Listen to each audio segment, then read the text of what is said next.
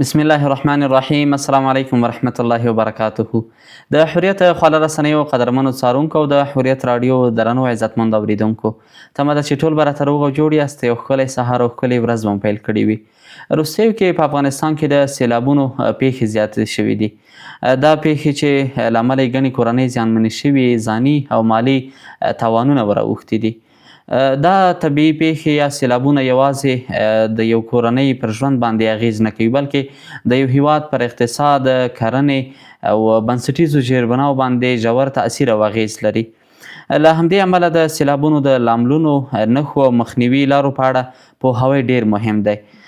څو خلک وکولی شي ځانونه خوندي وساتي او د خطرونو کچه راکمه شي. د همدې موضوع د ښې تشریح او تفصیل لپاره قدرمن میلمه بلال مهرابي صاحب را سره دی. مهرابي صاحب ستړي مه شئ، په خیر راغلئ خپرونې ته. بسم الله الرحمن الرحیم. ډیره زیاته مننه په لومړي سر کې تاسو ته سلامونه او درناوی، بیا ستاسو درنو قدرمنو لیدونکو او اورېدونکو ته، او هیله ده چې ښکلی سهار به مو پیل کړی وي.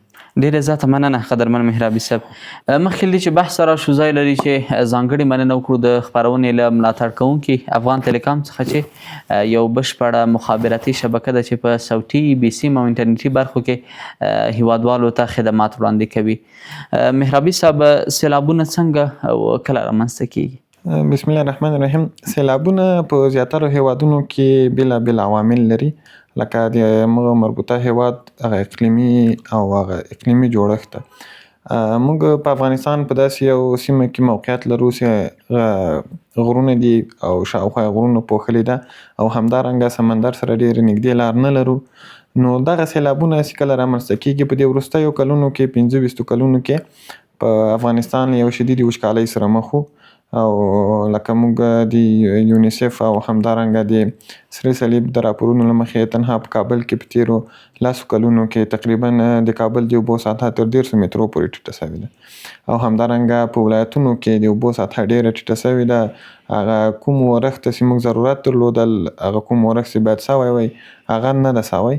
نو د همدې له امله د ځمکې جوړښت داسې ده چې کله ځمکه وچه سي او رطوبت ونه لري، نو بیا که داسې یو موسمي بارانونه کیږي نو دا ځمکه نشي دغه باران نشي جذبولی.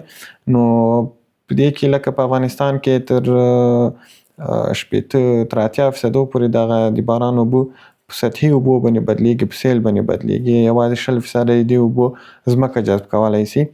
او بل دا چې موږ په ټوله نړۍ کې، تنها په افغانستان کې نه، د اوبو له وجودي بحران سره ټوله نړۍ مخ ده.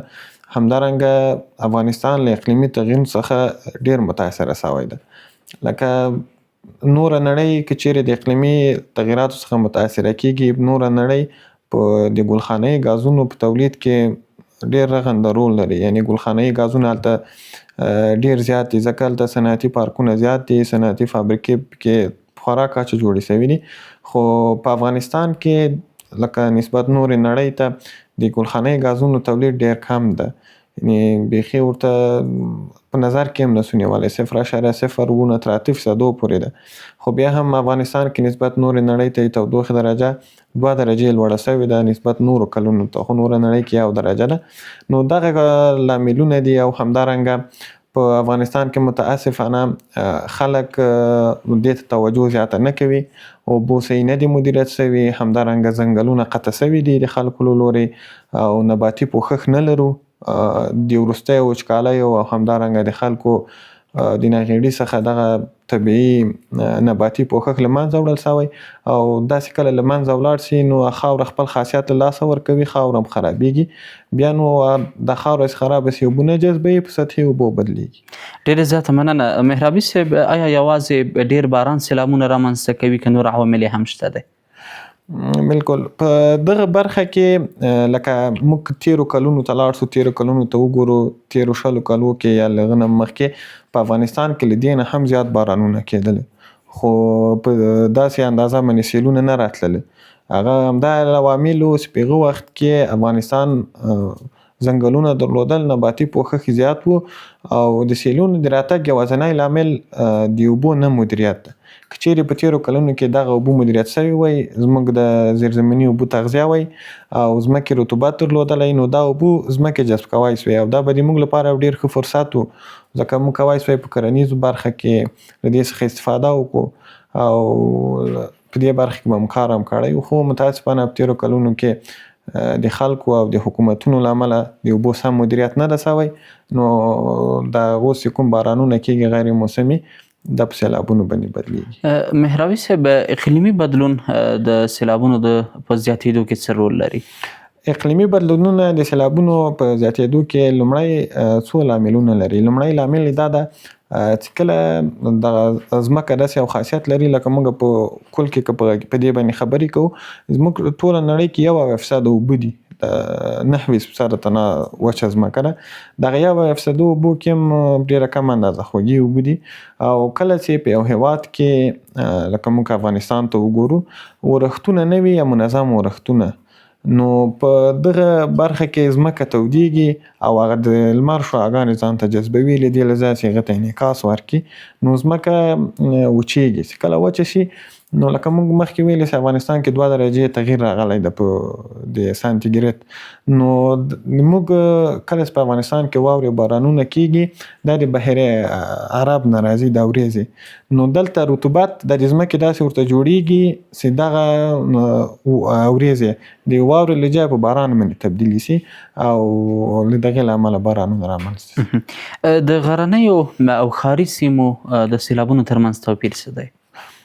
په غرنیو سیمو کې لکه غر داسې یو خاصیت لري، هغه اوبه نشي جذب کولی چې کله باران کېږي او هلته د ورښتونو هغه شدت هم ډیر زیات دی، ځکه چې هغه لوړ ارتفاعګانې دي، هغه طبیعتاً ډیر باران کېږي نسبت نورو ځایونو ته او هغه ټول په سیلاب باندې بدلیږي. او همدارنګه چیرې په کومو غرونو کې واوره وي، نو هغه ایلي کېږي او هغه هم همدارنګه په سیلاب باندې بدلیږي.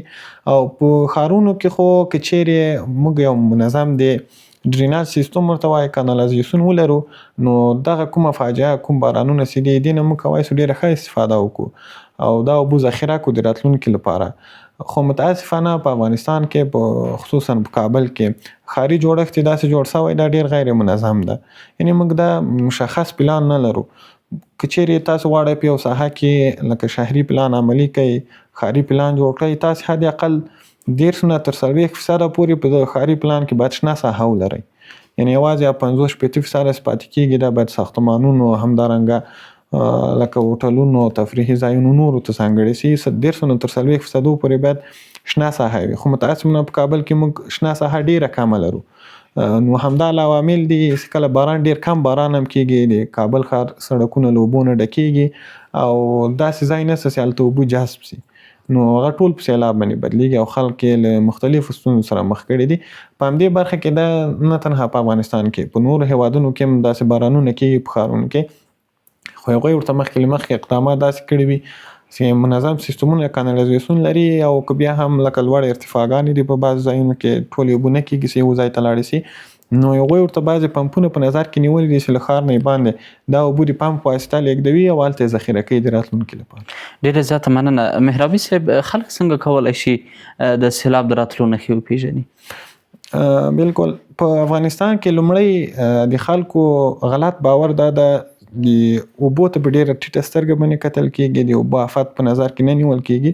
لکه موږ په دې وروستیو کې چې کوم ځاني تلفات موږ ته اوښتلي دي، هغه د خلکو هغه بېغوري ده چې د اوبو نه ډېر عادي نیسي او لکه په سړکونو کې بعضې ځایونو کې لویو لارو کې چې اوبه راغلي دي، دوی د تګ او راتګ کوشش کوي چې هغه ورته سیلاب موټر هم چپه کوي، د خلکو د هغه سبب هم کیږي. لکه په عموم کې که چیرې د اوبو اندازه تر 15 سانتي پورې وي نو دا د انسان دې ته طاقت نشي راوړلی چې ودرېږي، یعنې په هغې کې مخ ته ولاړ شي، هغه له منځه چپه کوي او غورځي. او همدارنګه د موټرونو تر 50 سانتي پورې اوبه وي. خو اوس مهال کوم سیلابونه چې راوتلي دي په دا لویو لارو کې دا حتی تر 1 متر 1.5 متر اوبو پورې دي.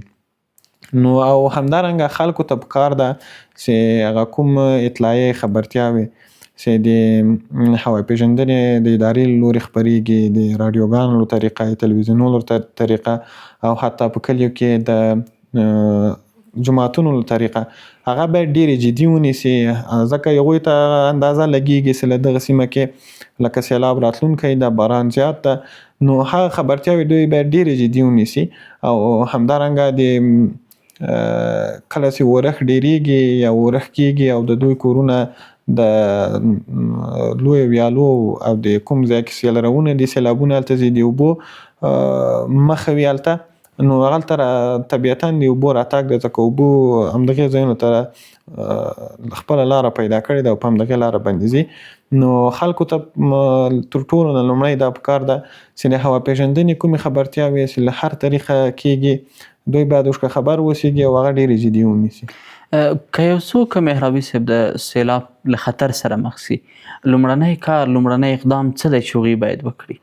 بالکل، که چیرې په داسې سیمه کې دوی ژوند کوي چې هغلته مخکې له دوی لکه خبر نه و او د سیلاب راغلی وي، نو لومړنی که چیرې دوی کولی سي له هغه کور څخه ووځي، لوړو ارتفاعاتو ته ځانونه ورسوي او هغه مهم اسناد او کوم شیان چې دوی ته ضروري دي هغه له ځان سره ولري او هغه ځان سره له دغو ځایونو څخه یوړي.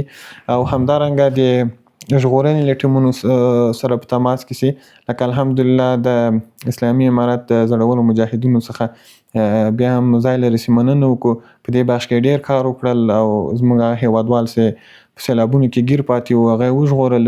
نو دوی ته پکار همدا ده چې له مربوطه ادارو سره لکه هوا پیژندنې ادارې، همدارنګه د ملي حوادثو په وړاندې د مبارزې ادارې خپلې د ټلیفون شمیرې ټولو خلکو ته رسولې دي د راډیوګانو او تلویزیونونو له طریقه، د هغو سره په تماس کې سي او له هغو نه د مرستې غوښتنه وکړي تر څو د که مالي زیانونه ورته اوړي له ځاني زیانونو څخه به یې ځان ژغورلی وي.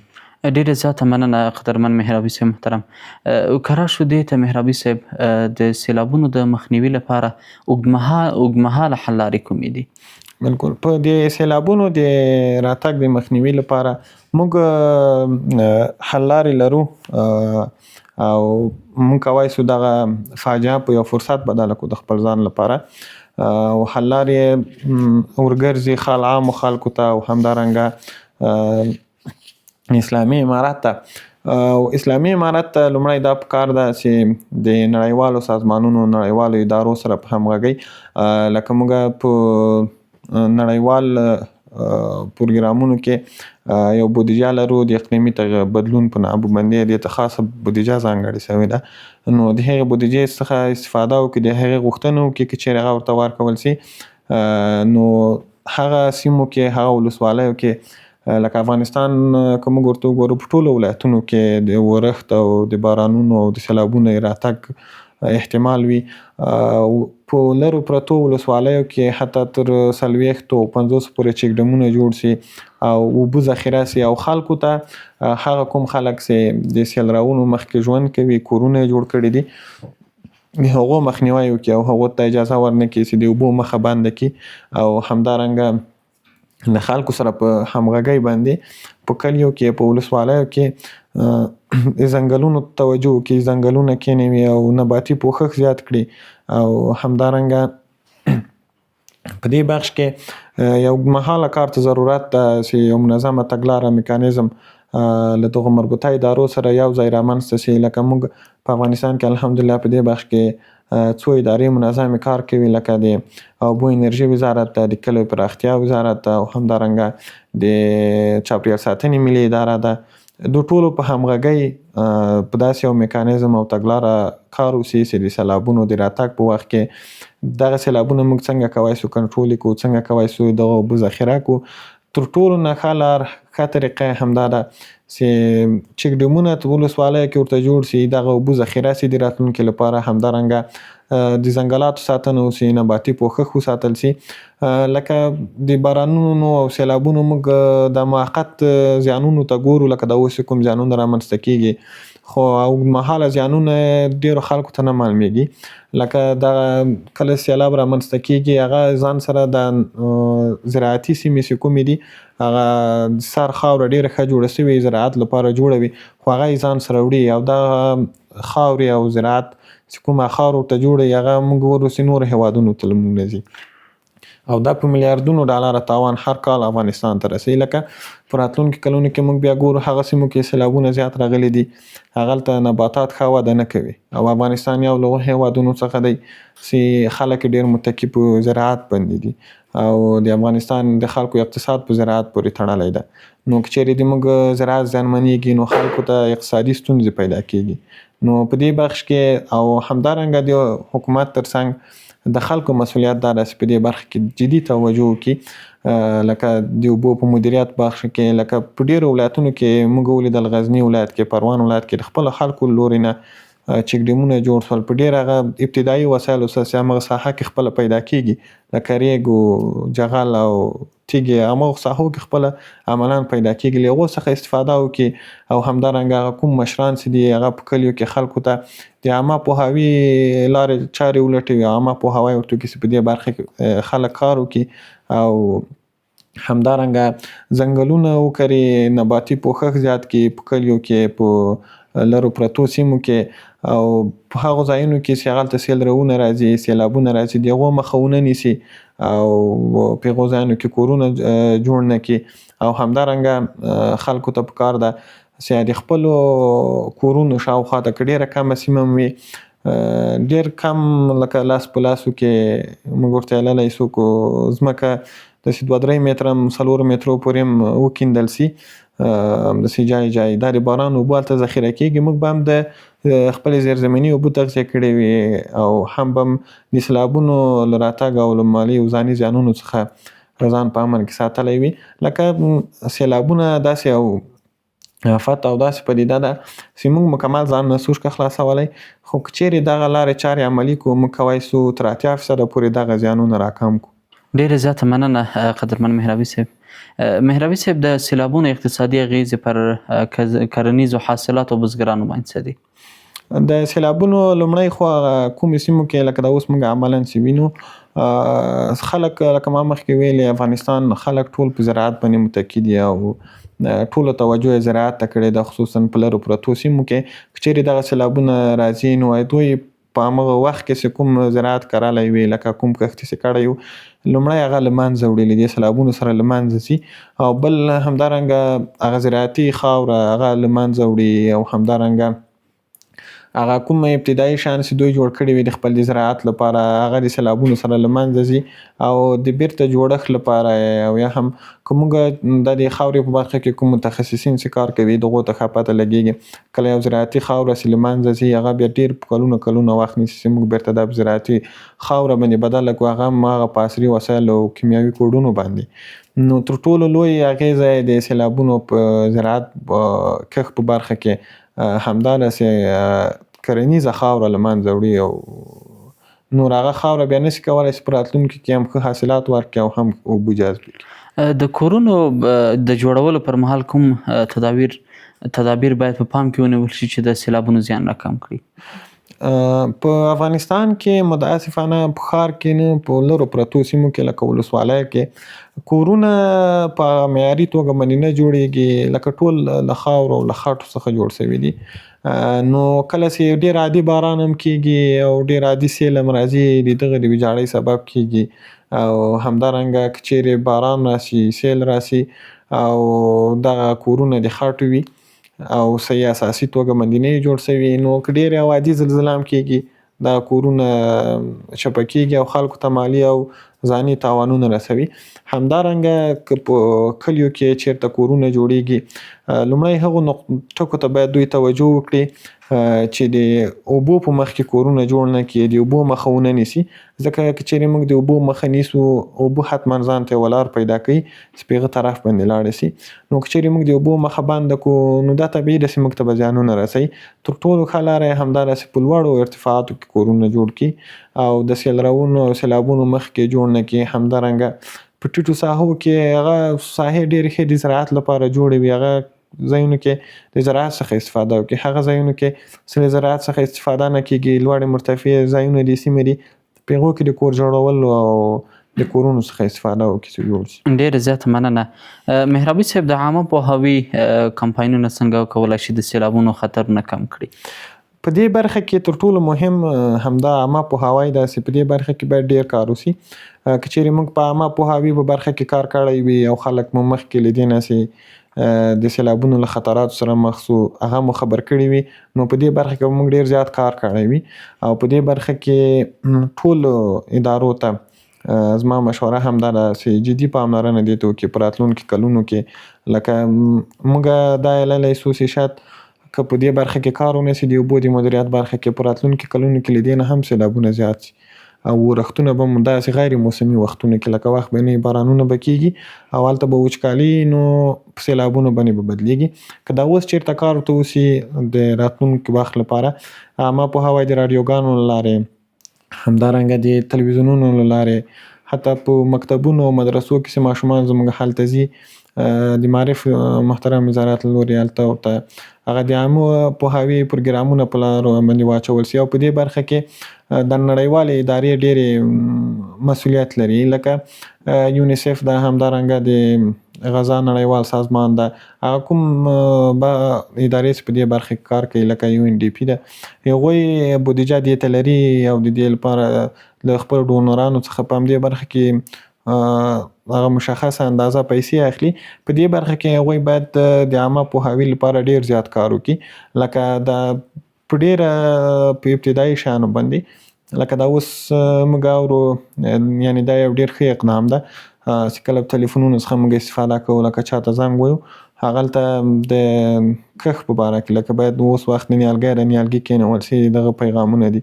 نو که چیرې همدا پیغامونه بعض وخت همدا د هغه لپاره استفاده سي، د سیلابونو د مخنیوي لپاره، او همدارنګه په کلیو کې په لرو پرتو سیمو کې ټولو خلکو ته دغه پیغام د امارتي ادارو د امارتي مسؤلینو له لورې ورسول سي، نو په دې برخه کې به مو انشاءالله ډېر زیات کار کړی. ډېره زیاته مننه قدرمن مهرابي صاحب. په وروستیو کې څه پیغام، څه وینا که هیوادوالو ته لرئ، کوم په خدمت کې؟ ډېره زیاته مننه. هیوادوالو ته زما پیغام همدا دی چې د اوبو د مدیریت په برخه کې باید ډېر زیات کار وکړو. لکه موږ دا سیلابونه موقتي دي او څو وخته به وي، خو تر ټولې لوی مشکل سره چې موږ مخ کېږو په راتلونکي کې هغه د اوبو نه شتون ده، د اوبو وچکالي ده. حتی داسې وړاندوینې هم شوي چې تر 2013 2040 کلونو پورې به وچکالي افغانستان کې یو عادي خبره وي، لکه خلک به ورته ډېر عادي خبرې وي. په دې بخش کې خلکو ته پکار ده چې د اوبو د مدیریت بخش کې کار وکړي او هغه کوم بارانونه چې د دوی په کورونو کې کېږي، لکه د بام اوبه یې ځای ته هدایت سي، هغلته ورته ډېرې وړوکۍ څاګانې وکیندل سي، هغه هم به د ځمکې اوبه به مو زیاتې کړې وي، جذب شوې به وي، او همدارنګه د راتلونکي لپاره به مو هم کار کړی وي. او همدارنګه د داسې خطرونو په وخت کې چې سیلابونه راځي او بارانونه ډېر زیات وي، خلک باید د هوا پیژندنې ملي ادارې هغه کوم پیغامونه اطلاعات چې خپرېږي هغه باید جدي ونیسي. همدارنګه په لرو پرتو سیمو کې کوم خلک چې ژوند کوي، که چیرې سیلاب راځي یا سیلاب دوی ته رسیږي، نو دوی مخکې له مخکې باید بعضې اقدامات ورته کړي وي، لکه دوی لومړی په دې باندې سلاسي وي که چیرې سیلاب راسي نو موږ ټول به یو ځای چیرته ځو، دا ډېره مهمه ده. او همدارنګه د کورونو مخکې چې کومې ویالې دي، کوم واړه لښتي تیر شوي دي، هغه باید همیشه پاک وساتل سي، ځکه موږ ته یوه میاشت مخکې دا نه ویلل کېږي چې په دې ورځ باندې به باران کېږي، بیا به سیلاب راځي، نو هغه باید پاک وساتل سي. زموږ خپل چاپېریال ته جدي توجه وسي، ځنګلونه قطع نه سي او د طبیعي ښکلا لپاره کار وسي، نو په دې برخه کې به هم زموږ طبیعت ښکلی وي او همدارنګه هم به مو د دغسې خطراتو څخه ځان ژغورلی. ډېرې زیاته مننه قدرمن مهربي صاحب چې خپرونې ته راغلی. له تاسو څخه هم ډېره زیاته مننه چې په داسې حساس وخت کې مو د لیدونکو او هیوادوالو ته داسې یوه خپرونه چمتو کړله چې هغوی وکولی شي په راتلونکي کې دغسې جدي ټکو ته پام وکړي. مننه. ځای لري چې بیا هم ځانګړې مننه وکړو د خپرونې له ملاتړ کوونکي افغان ټیلیکام چې یو بشپړه مخابراتي شبکه ده چې په انټرنیټي بې سیم او صوتي برخو کې قدرمنو هیوادوالو ته خدمات وړاندې کوي. درنو قدرمنو څارونکو او اوریدونکو د سهار پیغام خپرونه مو همدومره وه. تر بیا بلې خپرونې چې بیا به هم یو درنو قدرمن میلمه سره ستاسو په درانه چوپړ کې حاضرېږو. تاسو ټول پر یو سپېڅلي خدای تعالی سپارو. الله تعالی مو مل شه.